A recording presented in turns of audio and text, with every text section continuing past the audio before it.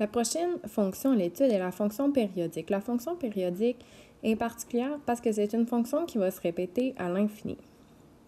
Donc, c'est une fonction qui va être utilisée pour modéliser des phénomènes comme par exemple la marée haute, la marée basse, la propagation du son dans l'air, etc. Donc, avant de parler concrètement de la fonction périodique, on va définir qu'est-ce que ça veut dire une période.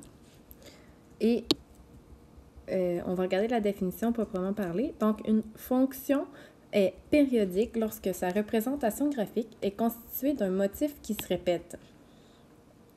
La période, c'est l'écart entre les abscisses des points situés aux extrémités du motif. Donc, écart entre les abscisses, c'est vraiment ça qu'on doit regarder.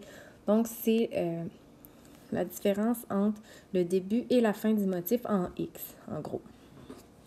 Donc, si on regarde les exemples ensemble,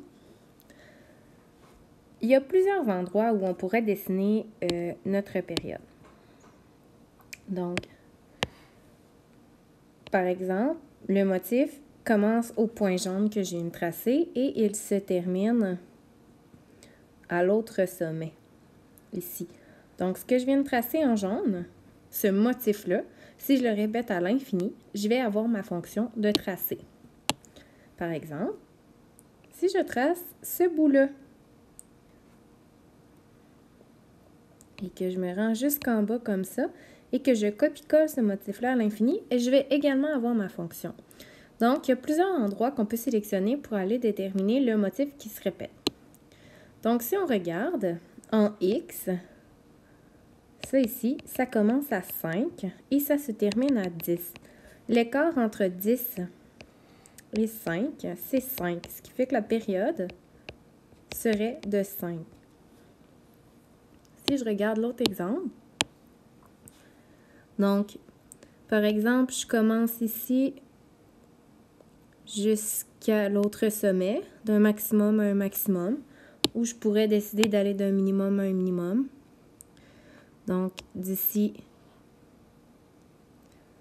au minimum ici. L'objectif, c'est toujours qu'on soit capable de bien voir sur le graphique où commence et où termine le dessin.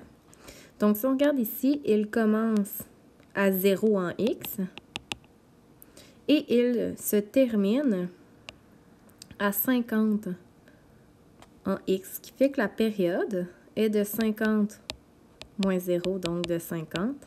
La période ici est de 50 puisque c'est l'écart en X du début à la fin.